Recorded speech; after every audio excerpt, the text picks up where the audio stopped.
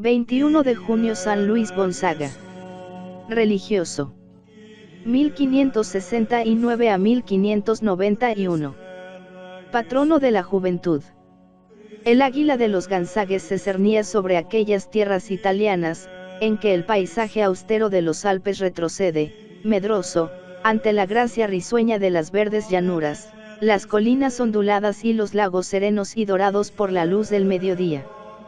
Durante siglos había dominado majestuosa en castillos y ciudades, desde Mantua a Brescia, desde Ferrara a la frontera de Lombardía, arrebatando capelos y laureles, amontonando riquezas y principados, sojuzgando la región desde las cimas de las fortalezas feudales. Una de esas fortalezas era la de Castiglione, ciudad y alcázar, santuario y jardín, dulce sonrisa de la naturaleza, como dicen los italianos. Allí se alzan todavía las torres desde las cuales la marquesa doña Marta, allá en la segunda mitad del siglo XVI, contemplaba pensativa la planicie riente, cortada en la lejanía por la cadena de la montaña, mientras su marido, don Fernando, guerreaba en los ejércitos de don Felipe, rey de las Españas. Todo allí hablaba de una de las dinastías más brillantes de los Gonzagues, el aspecto de las fortificaciones, el lujo de las estancias, el servicio de la Cancillería, la guardia de los mosqueteros, los 40 caballos que relinchaban en los establos, la Casa de la Moneda y la mansión señorial con sus pórticos renacentistas y su oratorio adornado de tapices flamencos y lámparas de plata. Cuando el 9 de marzo de 1568 nació el primogénito del margrave hubo fiestas espléndidas, dignas de un palacio real. Durante 3 días giraron como locas las campanas de la villa, los cañones del castillo atronaron el aire, las fuentes manaron vino en la plaza y se prolongaron los banquetes, las felicitaciones, las poesías y los discursos. Este niño, destinado a la gloria de los más puros heroísmos, recibió el nombre de Luis, Aloigi.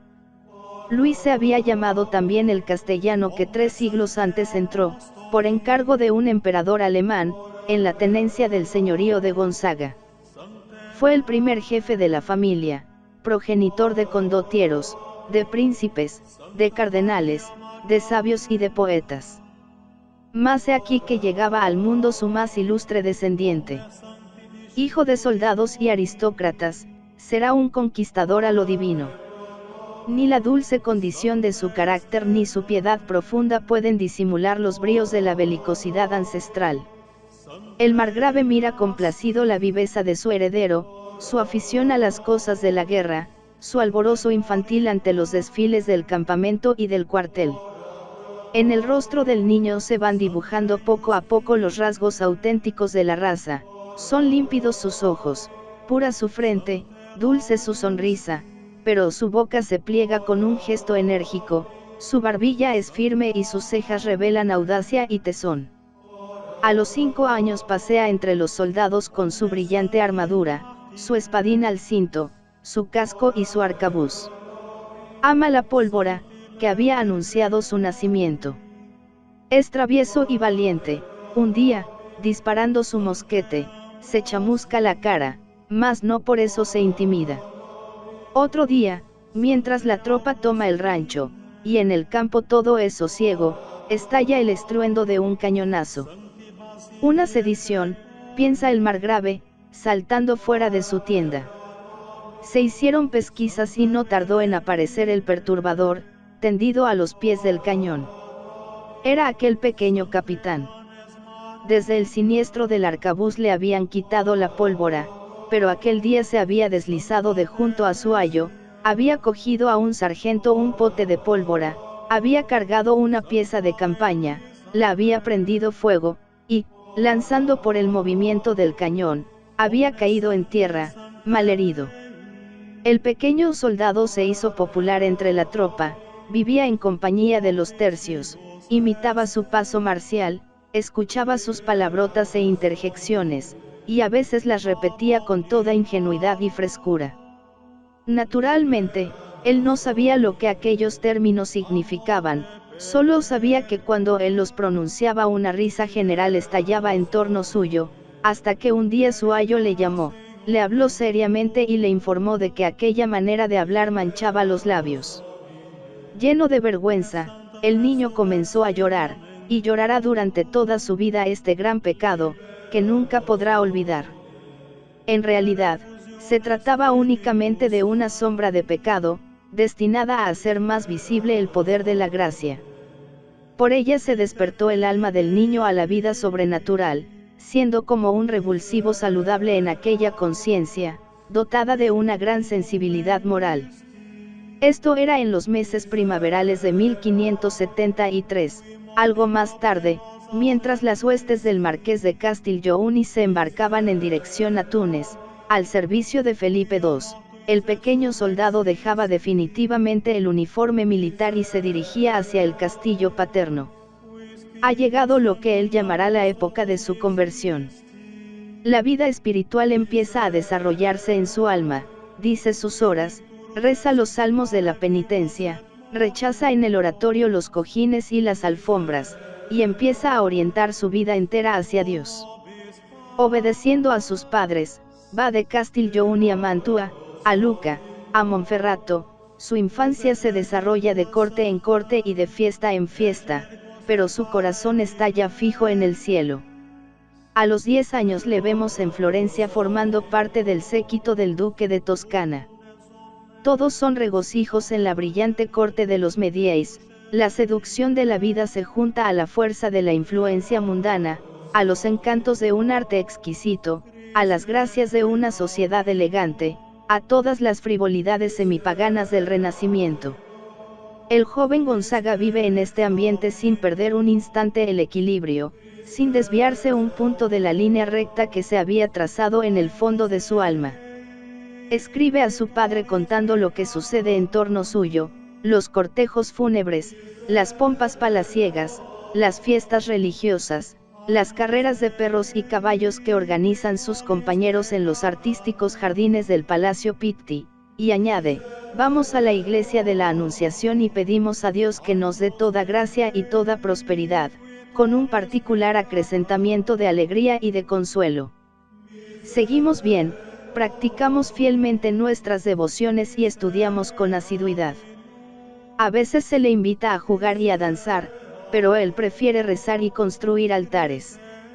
Sin embargo, alguna vez condesciende con las importunaciones de sus compañeros.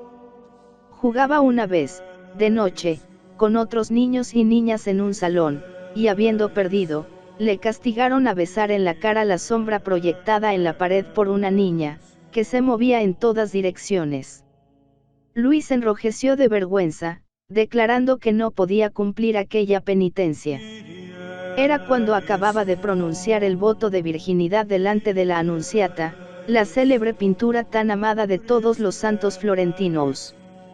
Al cumplir los 12 años, Luis vivía ya en las altas cumbres de la contemplación. Todos sus pensamientos, decía más tarde uno de sus criados, estaban fijos en Dios. Huía de los juegos, de los espectáculos y de las fiestas. Si decíamos alguna palabra menos decente, nos llamaba y nos reprendía con toda dulzura y gentileza.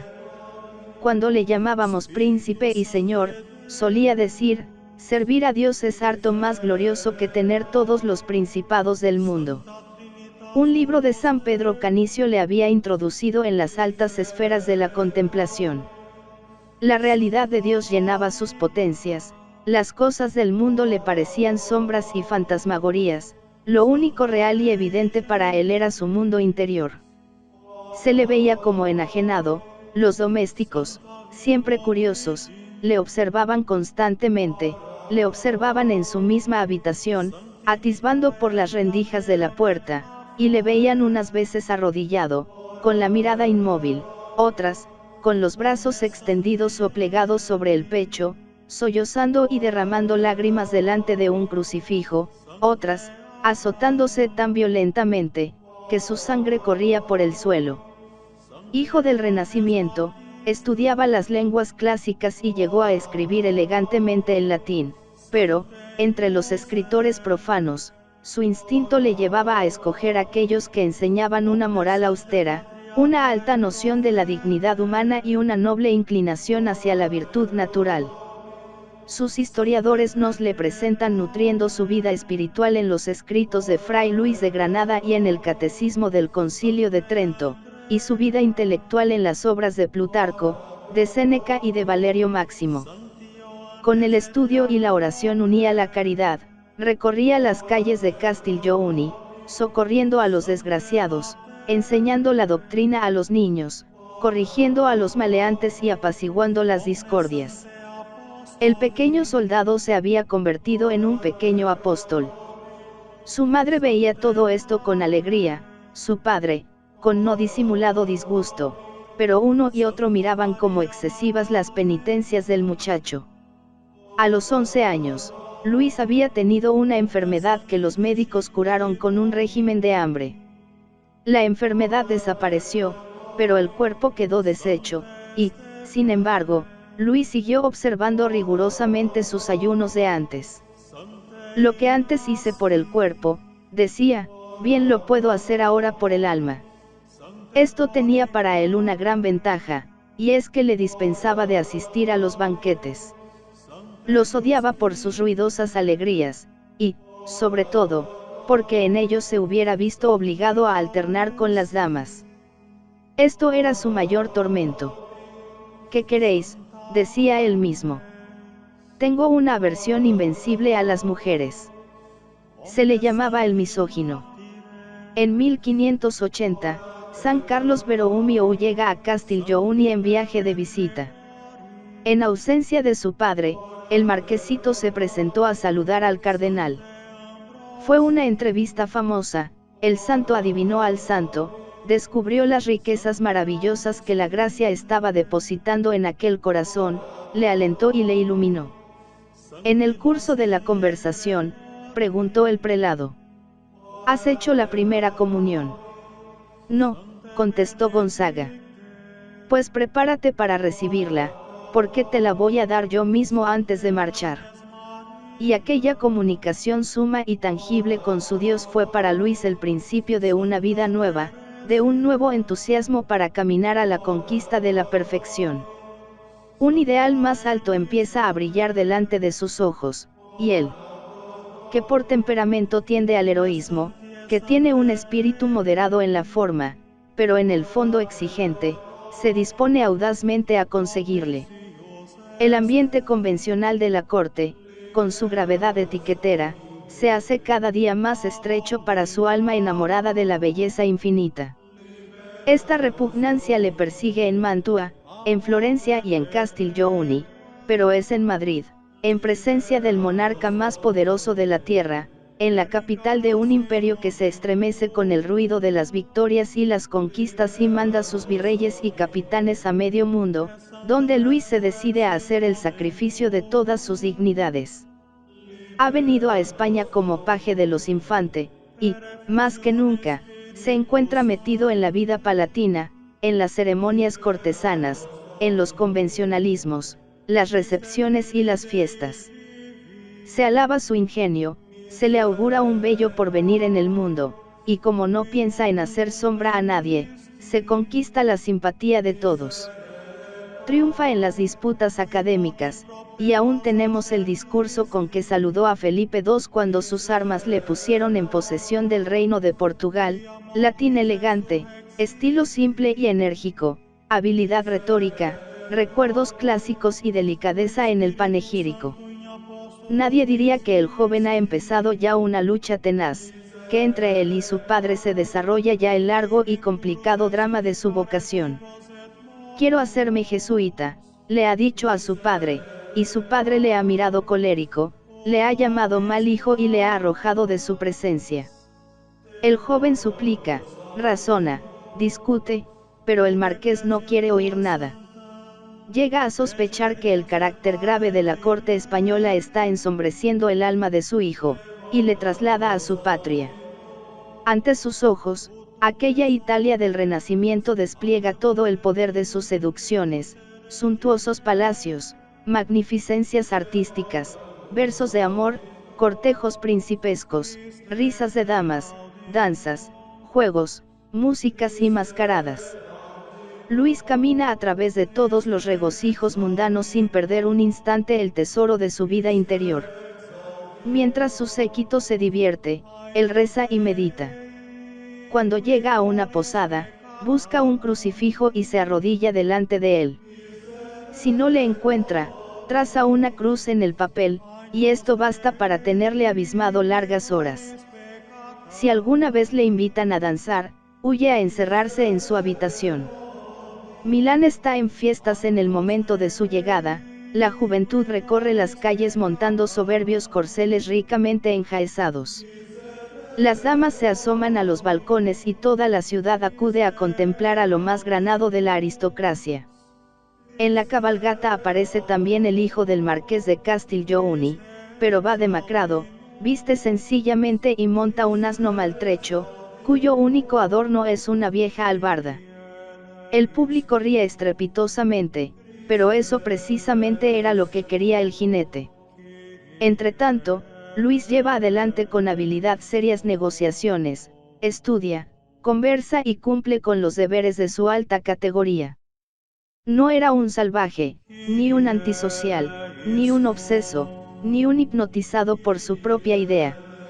Al terminar aquel viaje de tentación, el marqués encontró a su hijo tan firme en su propósito como antes. La lucha continúa en Castiglione. Luis resiste heroicamente, sin desobedecer una sola vez a su padre.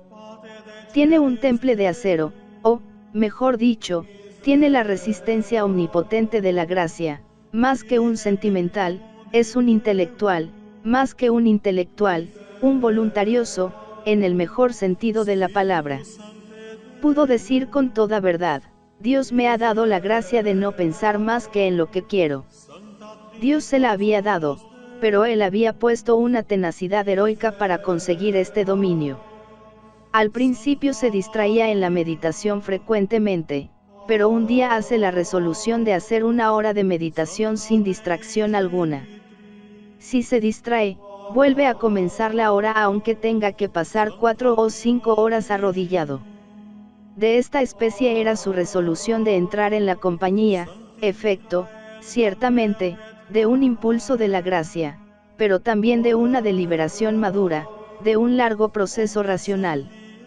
Los más fuertes anhelos tenían en el joven Gonzaga un carácter intelectivo, en medio de los arrebatos de la vida mística, las mismas pasiones eran racionales. El sentimiento le mueve, pero no le guía, la ley, la conciencia, el sentido del deber, imperan sobre los paroxismos del amor. De este modo se establece en aquella rica psicología un equilibrio maravilloso entre las varias potencias. Hay una subordinación perfecta del hombre inferior al principio inteligente, una sensibilidad sujeta al imperio de la voluntad, y una voluntad que se pliega infaliblemente, como sin esfuerzo, al dictado de la razón, y una razón que camina delante buscando, discurriendo, analizando con sereno y penetrante criterio.